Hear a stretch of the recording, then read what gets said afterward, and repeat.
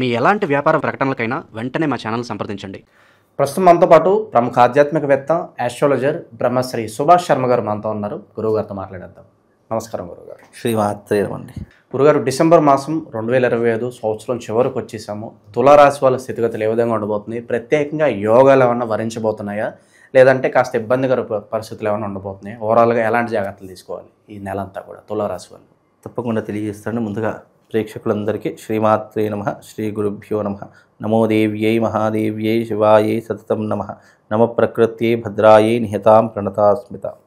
తులారాశి వారికి ఈ మాసంలో సూర్యుడి యొక్క గమనం, అంటే సూర్యుడి యొక్క గమనం వచ్చేసి తులారాశి వారికి 2వ స్థానంలో గమనం అవుతూ ఉంటుంది. అయితే 2వ స్థానం తులారాశి వారికి కొద్దిగా ఇబ్బందికరమైనటువంటి స్థానం అని చెప్పుకోవచ్చు. అలాగే శని 6వ స్థానంలో సంచరిస్తూ ఉన్నాడు.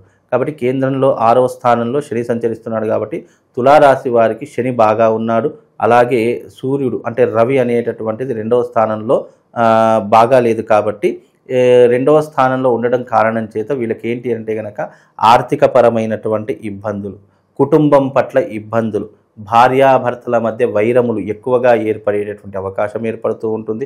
ఎందుకంటే ఈ యొక్క మాసంలో, ఈ యొక్క డిసెంబర్ నెలలో రవితో అంటే సూర్యుడితో కుజుడు ప్లస్ శుక్రుడు రెండూ కూడా కలిసి ఉన్నటువంటి గ్రహాలు. కాబట్టి 2వ స్థానంలో అంటే వీళ్ళ యొక్క తులారాశికి ముందు స్థానంలో ఉన్నటువంటివి ఈ 3 గ్రహాలు కలిసి ఉన్నాయి. కాబట్టి ముఖ్యంగా ఈ యొక్క తులారాశి వారికి వచ్చేటటువంటి ఇబ్బందులు ఏమిటి అంటే వైవాహిక పరంగా ఇబ్బందులు, భార్యతో ఇబ్బందులు, అలాగే ఆర్థిక పరమైనటువంటి ఇబ్బందులు, వివాహముకి ఆటంకాలు, వివాహం కావలసినటువంటి వారికి ఇంకా ఆలస్యం కావడము, అలాగే ఆరోగ్య సమస్యలు రావడము, ఈ రకమైనటువంటి ఇబ్బందులతో ఈ మాసము, ఈ డిసెంబర్ నెల వీళ్ళు ఇబ్బందులు పడేటటువంటి అవకాశము చాలా ఎక్కువగా కనిపిస్తుంది. కాబట్టి ఇలాంటి విషయాలు కాస్త జాగ్రత్తగా ఉండే ప్రయత్నం చేయండి.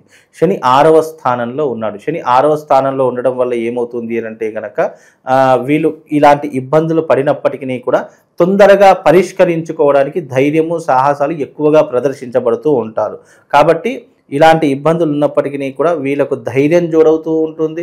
అలాగే వీళ్ళు చేయవలసినటువంటి కర్తవ్యాన్ని కూడా ఏకాగ్రతతో, చిత్తశుద్ధితో చేస్తారు. కాబట్టి ఇలాంటి ప్రాబ్లమ్స్ కొన్ని అధిగమించేటటువంటి అవకాశము శని ద్వారా ఏర్పడుతూ ఉంటుంది. కాబట్టి జాతకంలో రవి బాగా లేడు, శని బాగానే ఉన్నాడు. తద్వారా వీళ్ళకి ఇంకోటి ఏంటి అంటే కనుక పెండింగ్లో ఉన్నటువంటి పనులు పూర్తి చేసుకోగలుగుతూ ఉంటారు.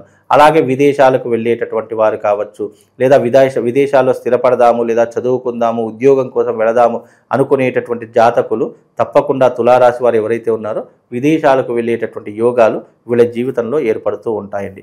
అలాగే వీళ్ళు జీవితంలో ఎంత ఉన్నప్పటికీ కూడా, ఎంత పైకి ఎదిగినా కూడా డౌన్ టు ఎర్త్ ఉండేటటువంటి స్వభావం కలిగినటువంటి వారు ఈ తులారాశి వారు. తులారాశి వారికి ముఖ్యంగా న్యాయపరమైనటువంటి ఇబ్బందులు ఎదుర్కొంటూ ఉంటారు.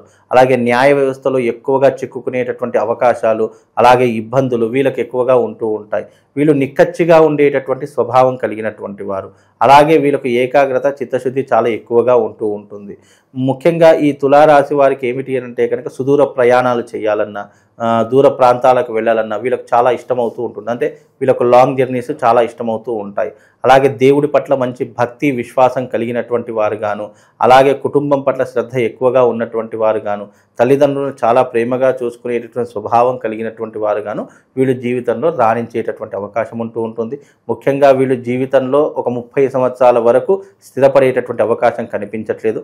30 సంవత్సరాలు దాటిన తర్వాత జీవితంలో స్థిరపడడం కానీ, ఆస్తులు కొనుగోలు చేసుకోవడం కావచ్చు, లేదా బిజినెస్లు చేయడం కావచ్చు, వ్యాపారాలు చేయడం కావచ్చు, లేదా ఏదైనా వృత్తి వ్యాపారంలో కానీ, ఉద్యోగంలో కానీ వీళ్ళు ఏదో ఒక దాంట్లో చేరడం కావచ్చు, ఇలాంటివి ఎక్కువగా జరిగేటటువంటి అవకాశం తులారాశి వారికి ఏర్పడుతుందండి. సో ప్రస్తుత కాలంలో అయితే ఈ రిస్క్ తీసుకునే కేబిలిటీ ఏదైతే ఉందో దాన్ని పక్కన పెట్టేస్తే మంచిదంటారా? కొత్తగా ఏదన్నా పర్వాలేదు ముందుకు వెళ్ళిపోదాం, ఏదైతే అదేం తర్వాత చూసుకుందాం అనే మైండ్ సెట్ తీసేస్తేనే బెటర్ అండి. ముఖ్యంగా తులారాశి వారికి రిస్కులు చేయడం అంటే చాలా ఇష్టం ఉంటుందండి. వాళ్ళు ఏంటి అని అంటే కనుక ఏదైతే వద్దు అని అంటామో అదే ఎక్కువగా చేస్తూ ఉంటారు. తద్వారా ఏమవుతుందంటే రిస్కులు ఎక్కువగా చేసేటటువంటి అవకాశము, ముఖ్యంగా ఏదైతే మనం వద్దు అనుకుంటామో అలాంటి దాంట్లోనే వీళ్ళు వెళ్ళడము వీళ్ళకి ఎక్కువగా అలవాటు అవుతూ ఉంటుంది. కాకపోతే కొన్నిసార్లు వీళ్ళకి ఏంటి అంటే అదే సక్సెస్గా మారి వీళ్ళ జీవితాన్ని నిలదొక్కునేటటువంటి అవకాశం ఏర్పడుతూ ఉంటుంది. ఒక్కొక్కసారి మిస్ఫైర్ అయ్యేటటువంటి అవకాశం, అంటే తొందరపడి నిర్ణయాలు తీసుకోవడం కానీ, పక్క వాళ్ళ సలహాలు తీసుకోవడం కానీ, ఎవరో అనుకున్నది వీళ్ళు ఆచరించడం కానీ, ఇలాంటివి కొన్ని అనుకోనటువంటి సందర్భాల్లో మిస్ఫైర్ అవుతుంటుంది.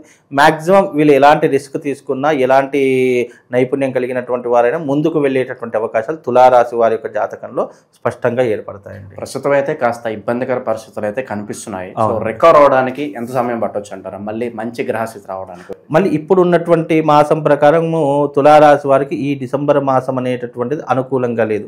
మళ్ళీ జనవరి మాసంలో ఆ యొక్క సూర్యుడి యొక్క గమనం ప్రకారం ఆయా మాసంలో ఏ రకంగా ఉంటుందనేటట్టు ఆ మాసంలోనే మనం మాట్లాడాలి. ఇప్పుడు ప్రస్తుత కాలంలో ఏంటంటే తులారాశి వారికి ఈ డిసెంబర్ మాసం మాత్రమే ఎలా ఉంటుందో తెలుసుకోవాలి. ఎందుకంటే భవిష్యత్తు ముందే తెలిసిపోయింది అనుకోండి, దానికి పెద్ద ఇంట్రెస్ట్ చూపించరు.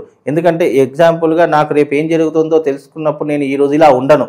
రేపు ఏం జరుగుతుందో నాకు తెలిసిన తర్వాత నా బిహేవియర్ మారిపోతుంది, నాలో చేంజెస్ వచ్చేస్తూ ఉంటాయి. రేపు ఇలా జరుగుతుంది కదా, మనం ఈ రోజు నుంచే ఇలా ఉండాలి అనేటటువంటి తత్వాలు మారిపోతూ ఉంటాయి. కాబట్టి ఏ మాసానికి ఆ మాసమే ప్రత్యేకత. కాబట్టి ఈ మాసంలో వీళ్ళకు రవి అనుకూలంగా లేడు, అలాగే సూర్యుడు అనుకూలంగా లేడు, శని అనుకూలంగా ఉన్నప్పటికీ కూడా మనకు పెద్ద ప్రభావం ఏమీ ఉండదు. కాబట్టి వీలైనంత వరకు ఈ యొక్క తులారాశి వారికి నార్మల్ స్థానంలోనే ఉంటాయండి. గురుగారు, ప్రస్తుత కాలంలో అయితే ప్రధాన సమస్యలు మనం చూసుకున్నట్లయితే ఎంత సంపాదించినా కూడా డబ్బులు అసలు రూపాయి చేతులు నిలవట్లేదు, అలాగే మేం పడిన కష్టానికి ప్రతిఫలం దక్కట్లేదు. ఎవరు చూసినా ఇదే మాట్లాడుతూ ఉంటారు. మరి దీని పరిష్కారం ఏంటి? కామన్గా రెమెడీ చాలా మంది ఎన్నో చోట్ల పూజలు చేసే ఉంటారు, అలసిపోయి ఉంటారు. మరి శాశ్వత సొల్యూషన్ ఏంటంటారు దీనికి? నేను వీళ్ళకు ఒక క్షేత్రం గురించి చెప్తానండి. చాలా అద్భుతమైనటువంటి క్షేత్రం. ఎవరైతే తులారాశి వారు ఈ యొక్క రాశి గురించి చూస్తున్నారో వాళ్ళందరికీ కూడా చెప్పేది ఏంటి అంటే, ఒక అద్భుతమైనటువంటి క్షేత్రము కామాఖ్య అమ్మవారి యొక్క క్షేత్రం. అస్సాం గౌహతిలో ఈ క్షేత్రం అనేటటువంటిది కొలువు తీరినటువంటి క్షేత్రము. సాక్షాత్తు సతీదేవి యొక్క యోని భాగం పడినటువంటి క్షేత్రము. అక్కడ ముఖ్యంగా విశేషంగా దశమహావిద్యలు ఏర్పడినటువంటి క్షేత్రము. అక్కడికి వెళ్ళినంత మాత్రము చేత వాళ్ళ యొక్క సమస్త పాపములు, సమస్త దుఃఖములు తొలగిపోయి వాళ్ళ జన్మను ఆఫ్టర్ లైఫ్ బిఫోర్ లైఫ్ అన్నట్టుగా మార్చుకునేటటువంటి క్షేత్రము కామాఖ్య అమ్మవారి యొక్క క్షేత్రము. ఈ డిసెంబర్ ఎండింగ్లో కానీ జనవరి ఫస్ట్ వీక్లో కానీ యాత్రను తీస్తున్నామండి. జీవితంలో తులారాశి వారికి ఆర్థిక పరంగా కావచ్చు, కుటుంబ పరంగా కావచ్చు, సంతాన పరంగా కావచ్చు, ఆర్థిక వ్యవహార పరంగా, రాజకీయ పరంగా ఏదైనా ఇబ్బందులు కలిగినటువంటి వారు ఉన్నారు అని అనుకుంటే నాతో పాటు పూజ చేసుకోవడానికి కామాఖ్యకు రండి.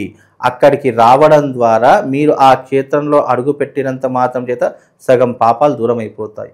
మిగతా సగ భాగం మనం ఎప్పుడైతే అక్కడ పూజాది క్రతువులు ఆచరిస్తామో, ప్రత్యేకంగా ఆ క్షేత్రంలోనే, ఆ ఆలయంలోనే అమ్మవారి ముందరే మనం యజ్ఞయాగాదులు చేసేటటువంటి మహద్భాగ్యము ఆ తల్లి నాకు కల్పించింది. కాబట్టి మీరు ఎవరైనా రావాలి అని అనుకుంటే అక్కడ ఇలాంటి తులారాశి వారు మేము చాలా రోజుల నుంచి ఇన్ని సమస్యలు పడుతున్నామండి, ఎన్ని జ్యోతిష్కుల దగ్గరికి వెళ్ళినా, ఎంతమంది దగ్గరికి తిరిగినా నాకు సమస్యకు పరిష్కారం దొరకట్లేదు అని అనుకున్న ప్రతి ఒక్కరూ నా మీద నమ్మకం కాదు, అమ్మవారి మీద నమ్మకంతో రండి.